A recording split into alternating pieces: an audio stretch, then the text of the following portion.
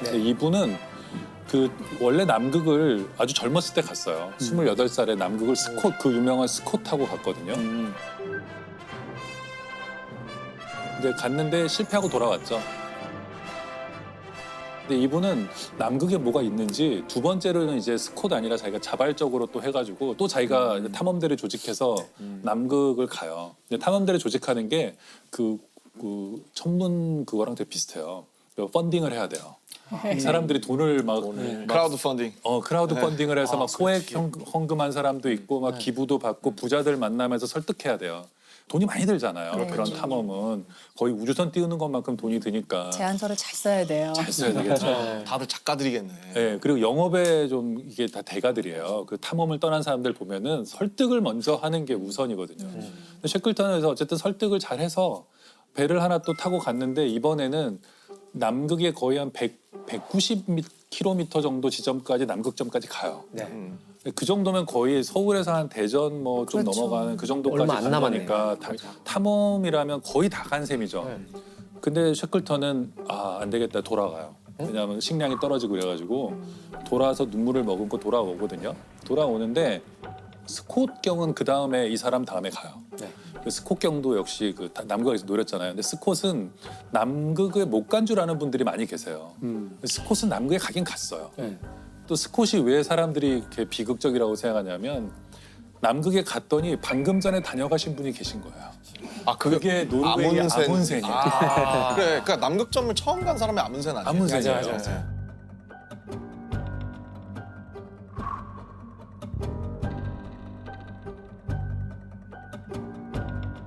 노르웨이한테 지다니 탐험하면 영국인데 그렇게 생각했기 때문에 또 달 탐사를 하듯이 박차를 가해서 그리고 셰클턴은 그래서 뭐 이미 아문센이 정복을 했기 때문에 목표를 이제 또 펀딩을 받아야 되니까 또 가야 되니까. 우리는 횡단을 한다 이렇게 얘기했어요. 횡단. 갔다 가서 오는 게 오는 게 아니고. 아니라 한번 같은 건너버리겠다. 곳, 질러서 그냥 횡단을 하겠다. 그리고 원대한 목표를 이제 세웠고 이제 그런 경쟁해야죠. 명분으로 셰클턴이 또 펀딩을 해서 세 번째로 배를 타고 가요. 이 투자자들의 마음은 어땠을지가 대단히 궁금한데요. 이쯤 되면. 투자자들은 성공할 거라고 생각했죠. 셰클턴은 벌써 경험이 풍부하고 가서 살아온 사람이 드물기 때문에 저격이라고 생각했을 거예요. 그래서 공고를 냈는데 5,000명 정도가 가겠다 그래요.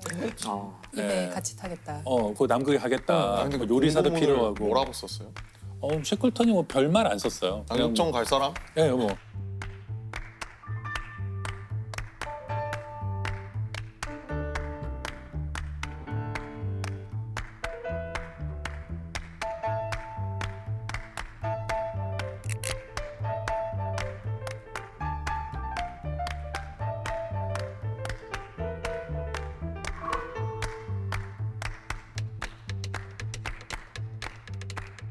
세 번째 탐험을 떠나는데 뭐가 문제였냐면은 그 부빙이라고 하는 거, 그러니까 얼음덩이들이 떠댕기잖아요. 남극까지 가지 못하고 그 어디선가에 거기에 갇혀요. 갇혀가지고 배가. 배가. 그 얼음 사이에 갇혀서 거의 한 10달 정도를 얼음에 갇혀서 있어요. 어디도 못 가고. 도착도 못 하고? 근데 이게 가만히 있는 게 아니에요. 남극점으로부터 점점 멀어져요.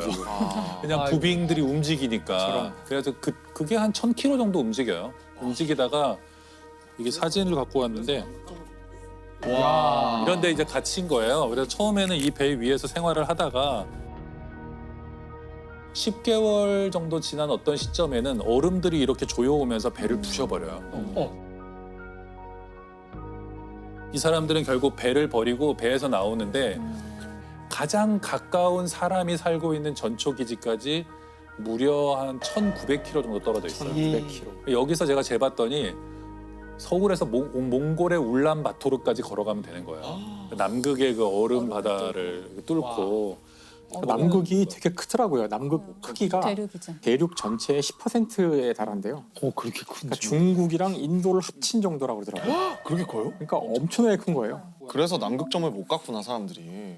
역경에 처했고 거기서 문제가 생겼는데 셰클턴은 왜 유명해졌냐면 남극을 정복하지 못했어요.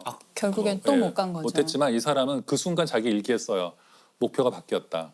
전원을 살려서 돌아간다. 근데 이게 셰클턴의 굉장히 참 저는 리더십의 멋진 점 중 하나라고 생각해요. 어떤 위대한 목표를 세웠지만 안 된다고 생각하면 바로 바꿨어야 되는 거예요. 목표를 빠르게 수정했고 그리고 28명의 대원이 있었는데 28명의 대원 한 명도 죽이지 않고 다 데리고 귀환해요. 근데 귀환하는 과정도 되게 드라마틱한 게 얼음덩이 사이에 영하 20도 30도가 있는 남극에 갇혀 있어요. 여기에서 640일 정도로 살아남아야 돼요. 몇 달 동안 똑같은 사람들과 정말 냄새나는 텐트에서 이렇게 살아야 된단 말이에요. 고텍스 뭐 노페이스 없고. 이런 거 없고 민족 없고. 울로 된 옷과 이런 것들 갖고 이제 살아남아야 되는데 그 배에서 탈출할 때 보트가 필요할 거 아니에요. 남극을 가든지 구조를 받아야 되니까. 근데 그냥 보트가 작은 보트예요. 한 6m, 7m 되는 보트 3개를 내리고 이걸 끌고 이동해야 돼요. 그 대원들이 20몇 명이 이걸 끌고 캠프에 짐과 이런 걸 가져가야 되거든요. 무거우면 안 되잖아요. 그렇죠. 무거우면 사람들이 지치고 화가 나니까 셰클턴이 가장 먼저 자기가 이제 늘 갖고 다니던 금으로 된 담뱃갑을 이제 버려요. 그 케이스를. 케이스, 아, 담배 금으로 된 케이스. 걸. 예, 그냥 뭐 이런 종이 담뱃갑이 아니고 자기한테 중요한 거를 딱 던지는 걸 보자 뭐 저렇게 대장도 저런 걸 버리는데 그래서 갑자기 수북하게 쌓였다 그래요. 자기 거를 다 버리는 게. 버리기 시작해가지고. 분이 저런 것도 버리는데. 예, 예. 우리는. 그래서 최소한의 짐을 갖고 나가라고 하는데 셰클턴이 벤조 있잖아요. 기타처럼 생긴 그게 6kg 정도 나갔대요. 그 벤조와 관련된 게 그걸 꼭 가져오라 그랬대요. 근데 그게 나중에 큰 역할을 해요. 대원들이 힘들 때 누군가가 연주를 하는 거예요. 사기를 북돋아. 막 노래 부르고 막그 사진사가 그 카메라 굉장히 크거든요. 그 당시 카메라. 인증샷. 이런 것들이 희망을 주는 어떤 오브제인 거죠. 근데 이런 게 대원들로 하여금 우리는 구조될 수 있을 것이다. 이렇게 사진을 열심히 찍는 걸 보면 이건 나중에 돌아가서 쓸 거잖아요. 그렇죠. 그다음에 일기. 모두 대원들이 일기를 써요. 쓰도록. 일기를 쓴 게 많이 남아 있거든요. 일기를 쓴다는 것은 우리가 굉장히 힘든 순간에도 일기를 쓰면 힘이 생기거든요. 그래서 이렇게 모험하는 사람들이 스콧경도 마찬가지 일기를 많이 쓰는데 부빙이 두껍고 안정적으로 보였는데 여름이 다가오면 점점점 부빙이 작아지는 거예요. 작아지고 얇아지고 쪼개지고 그래서 엘리펀트 섬이라는 작은 섬에 이렇게 대원들이 겨우 상륙해요. 막 얼음 쪼개지고 막 이러는데 겨우 상륙하거든요. 근데 거기 28명이 어쨌든 전원이 도착해요.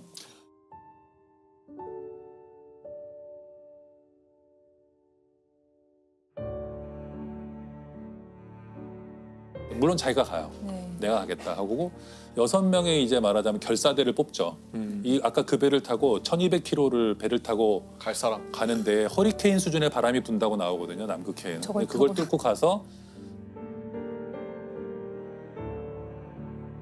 그건 마치 화살을 쏴서 날아가는 어떤 그 새를 맞추는 거랑 비슷한 그런 항해인데 가겠다.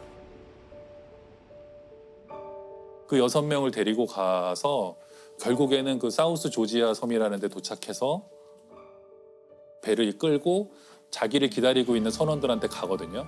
근데 그 선원들이 넉 달, 5달 동안 반드시 돌아올 거라고 믿고 거기를 이탈하지 않아요. 걔네도 배가 2척 있었기 때문에 야, 갈 수도 우리도 가자. 있었는데. 뭐 우리 잊어버린 것 같아. 이럴 수도 있잖아요. 근데 셰클턴을 기다려요. 그래서 셰클턴이 돌아와서 이 사람들을 다 구하고 돌아가요.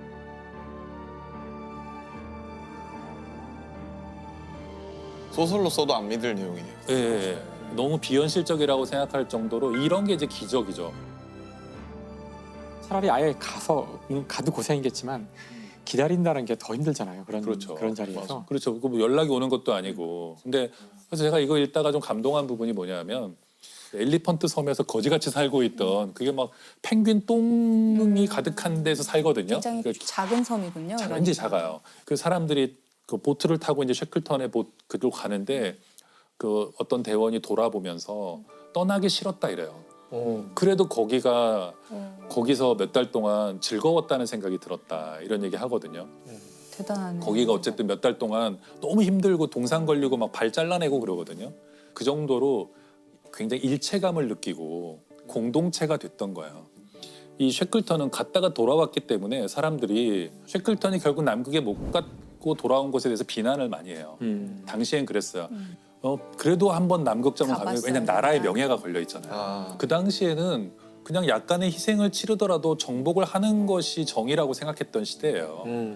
그 국가를 위해서 죽는 거잖아요. 지금 네네. 현재 민족주의와 그러니까 그 어느 때보다 인간에 대한 그 목숨이 값이 떨어졌던 네. 뭐 그런 것들이 다 이렇게 뭔가 이런 위대한 일을 하고도 잘 인정받지 못하는 그런 네. 이유가 아니었을까? 나중에 시간이 한참 지나서야 그가 사실은 얼마나 대단한 일을 했는지가 이제 자료들이 점차 나오면서 이제 알려지게 된 거죠. 그러면 셰클턴이 사실 현대에 와서 재평가 받는 이유가 한 7, 80년대만 해도 제가 알기로는 굉장히 카리스마 있고 추진력으로 사람들을 이렇게 막 예를 들면 머리채 잡아서 이끌고 네. 이런 리더십이 주목받았다면 사실 최근에는 어쨌든 뒤에서 밀어주고 그런 리더십 때문에 셰클턴이 다시 재평가가 되는 그렇죠. 거겠죠. 그런 면이 있죠. 굉장히 솔선수범하는 면도 좋고 윤리적이었다는 거. 굉장히 그 셰클턴에 관한 모든 기록들이 깨끗하구나. 굉장히 깨끗하고 언제나 자기보다 이제 대원들의 안전 같은 것들을 이렇게 우선시하는 그런 것은 뭐 분명하고요. 저는 이제 거기에 또 하나가 있다면 대원 하나하나가 다르다는 것을 알고 그 대원 성향을. 하나하나의 성격을 열심히 관찰하고 쟤는 ENFP다. 뭐 그런 식으로 그리고 얘는 약간 좀 불화를 일으킬 것 같다. 좀 잘난 척이 심하다. 자기 텐트에서 재웠어요. 다른 대원들에게 불화를 일으키지 못하도록. 그럴 수 있으니까. 또 얘는 별로 할 게 없네 그러면은 뭐라도 일을 맡겨줘서 할 일을 만들어주고 그냥 무조건 나쁜 사람은 없잖아요. 그렇죠. 상황에 안 맞는 사람도 있는 것이고 지금 당장 뭐가 불만인 것도 있을 것이고 이제 셰클턴은 그거 하나하나를 다 이제 만족시키거나 아니면 그에 맞는 자리를 주려고 노력했고 또 하나 이제 제가 아까도 잠깐 말씀드렸지만 저는 문화 예술의 중요성 이런 걸 알았던 사람이라고 생각해요. 탐험가로는 벤조, 드물게. 글쓰기. 네, 그리고 네. 놀이. 왜 예술을 언제 했었냐면 사람들이 이거 탐험을 했다 그러면 맨날 이렇게 뭐 끌고 가는 것 같잖아요. 간 날이 며칠 없어요. 견디는구나. 견디는 거예요. 좋은 날이 오기를 기다리고 이럴 때 이걸 견디게 해준 게 이제 예술이고 그러니까 굉장히 힘든 상황이지만 연주하고 축구 경기 열고 그리고 뭐 음악 감상회 같은 걸 열어요. 축음기를 하나 또 갖고 갔거든요. 예, 크리스마스든 뭐든 억지로 막 기념일 같은 거를 다 찾아서 만들어요. 그리고 표류한 지 1년째 되는 날도 기념해요. 우리 기념일. 좋은 날 아니잖아요. 조난 기념일. 네, 이런 거. 야, 우리 드디어 표류한 지 1년 됐다. 또 먹자 이래가지고는 그런데 그 먹다 보면 그런 생각이 들잖아요. 어쨌든 1년 동안 살아남았잖아요. 그렇지. 그러면 순간적으로 기분이 좋아지잖아요. 대원들이 일체감을 느끼고.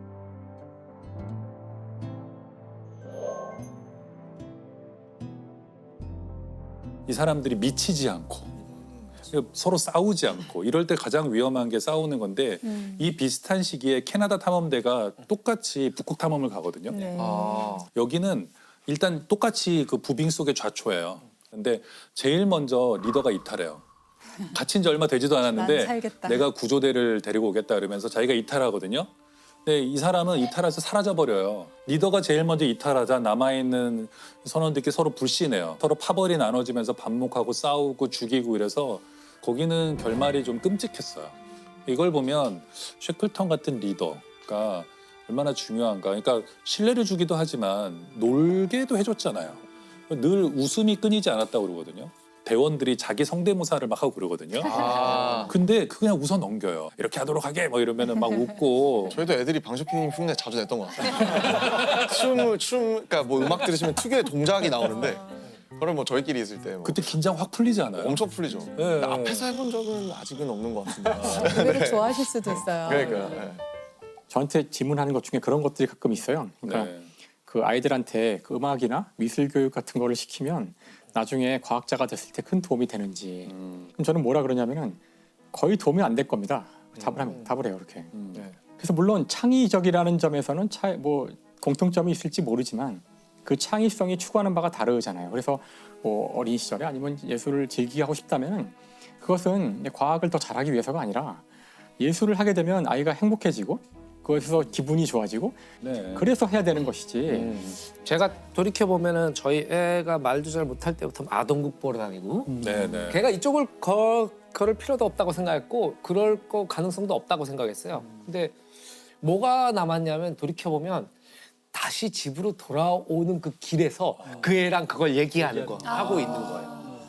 그런 것들이 켜켜이 쌓이면서 그게 추억이 되고 그렇죠. 네, 우리가 좀 힘들거나 뭐 인생이 너무나 좀 팍팍하다고 느껴질 때 그런 추억들을 그렇죠. 떠올리면서 아 그래도 행복했다 너무 좋네요. 어떤 학부모는 뭐냐면 아까 그 장면에서 뭘 느꼈어? 이걸 교육이라고 생각하는 거예요. 그러니까 애는 몰라. 이게 내가 쉬러 온 거고 즐기러 온 건데. 맞아요. 그 학부모님들 얘기하니까 저한테는 그 글 쓰는 것에 대해서 많이 물어보세요. 이제 저는 이공계 출신인데 책을 냈으니까 아, 과학만 얘가 수학이나 과학만 좋아해서 탈이다. 그래서 작문하는 거를 글쓰기를 어떻게 연습하면 되느냐. 특별히 뭘 한 건 아니지만 일기를 많이 썼어요. 어릴 때 이렇게 대답을 했어요. 그랬더니 일기를 쓰라고 하면 될까요? 이렇게 여쭤보시는. 제가 항상 그 똑같은 대답을 하는데요. 일기가 생존에 도움이 돼요. 생존에? 네, 일기는 생존에. 생존에 도움이 되는 거고요. 어떤 의미에서 일기가 생존에 도움이 된다고 하시는 거예요? 지금 승무원들의 일기 같은 거죠. 그러니까 저는 청소년기 겪고 이렇게 막 중2병이 오기 시작했을 때 내가 너무 기분 나쁘고 힘들고 막 괴로웠던 일들을 일기에다 되게 많이 썼던 것 같아요. 그래서 그 당시 제 청소년기에 쓴 일기들은 거의 데스노트 수준의 데스노트예요. 아 근데 저도 어떻게 나한테 이럴 수가 저도 그런 것 있어. 같아요. 스스로를 구원하기 위해서 썼던 것 같아요. 네네. 그래서 그런 공개되어 있는 일기 말고 자기만 보는 다른 종류의 일기가 있어야 됐던 것 같고 그게 실제로 제가 굉장히 이렇게 어린 시절에 어려운 일들을 겪을 때 되게 많이 도움이 됐어요. 근데 무언가가 나에 대한 기록을 남긴다는 것은 미래를 생각한다는 거거든요. 맞아요. 희망이 없이는 일기를 쓰지 않아요. 맞습니다. 무감각과 무기력은 단지 방향을 못 잡았기 때문에 내가 지금 쓰고 있는 것이죠. 이것은 나에 대한 역사의 기록이기 때문에 이게 나에 대한 애정이 있고 나에 대한 삶의 의지가 있는 거예요. 이거 굉장히 많은 사람에게 희망을 줄 것 같아요. 네. 왜냐하면 굉장히 지금 굉장히 힘들고 우울한 상황에 있는 사람이 만약에 일기는 쓰고 있단 말이에요. 그렇다면은 선생님 말씀을 딱 듣고 나서 희망이 내가 아직도 미래를 생각하고 있구나. 그럼. 사실 일기에는 나는 미래는 없어. 나는 끝났어. 이렇게 쓰고는 쓰고 있지만 있지만. 쓰고 있다는 것은 벌써 그럼요. 자기가 미래에 읽을 나를 상정하고 있다는 것이고. 그렇죠. 근데 또 이런 점도 있는 것 같긴 해요. 글을 쓰고 나면은 그 굉장히 객관화돼요. 그럼요. 사실 내 이야기지만 이게 제 3자 같이 보이기도 해요. 때로는 이게 앞에 내 눈앞에 있기 때문에 어떤 일을 정말 객관적이고 제대로 논리적이고 합리적으로 생각하고 파악할 때에도 글로 쓰는 게 굉장히 도움이 돼요. 이게 감정은요 동물일 때부터 있었던 거잖아요. 그렇죠. 그래서 감정은 사실 언어 이전의 상태거든요. 네. 그러니까 언어화돼 있지 않아요. 그래서 막 우악 막 이런 상태거든요. 근데 연기도 많이 늦은 것 같아요. 근데 이거를 쓰기 시작하면 왜 그렇게 되냐면 문법이 있어야 돼요. 최소한의 문법은 법칙이. 로고스의 세계고 논리의 세계거든요. 주어가 있어야 되고 아무리 정말 격렬한 감정도 쓰는 동안에 문법을 지켜서 하다 보면요 그렇죠. 조금 정제하게 되죠. 정리해 보면 어쨌든 셰클턴의 리더십과 그런 것들이 이제 발휘된 부분이었는데 리더의 덕목 2023년 버전 뭐가 있을까요? 저는 셰클턴 같은 사람이 필요하다고 생각해요. 왜냐하면 앞으로 상당히 몇 년 어려울 것 같아요. 되는 일이 별로 없고 불황이 올 것 같고 세계 경제도 어려울 것 같고 그럴 때 목표를 적절히 수정하고 그것을 구성원들에게 설득하고 견디자. 한 몇 년 견뎌야 될 수도 있다 이렇게 얘기하고 대신에 그걸 견딜 수 있는 여러 가지 즐거움을 제공해 주는 노래 리더. 앨범 들어야죠. 그래서 이런 정체기를 견디는 게 해주는 리더십. 저는 사실 또 한 가지 생각해 보면 누구나 자기 자신에게 셰클턴이 되어 주어야 된다고 생각을 해요. 그래서 내가 어려움을 겪었을 때 나를 적재적소에 잘 쓰는 거예요. 나가서 너무 답답하니까 나가서 운동을 하는 게 나한테 도움이 될 수도 있고 앉아서 랩을 쓰든지 노래를 부르든지 하면서 나를 안정시키는 게 지금 최고의 할 일일 수도 있고 지금은 공부를 하는 게 뭐 최고의 할 일일 수도 있잖아요. 그런 누구나 자기 자신의 그 상황에 맞게 자기 자신한테 셰클턴식의 리더가 돼주는 거 너무 중요한 시기일 좋은 것 같아요. 말씀이시네요. 나를 찾아 떠나는 여행.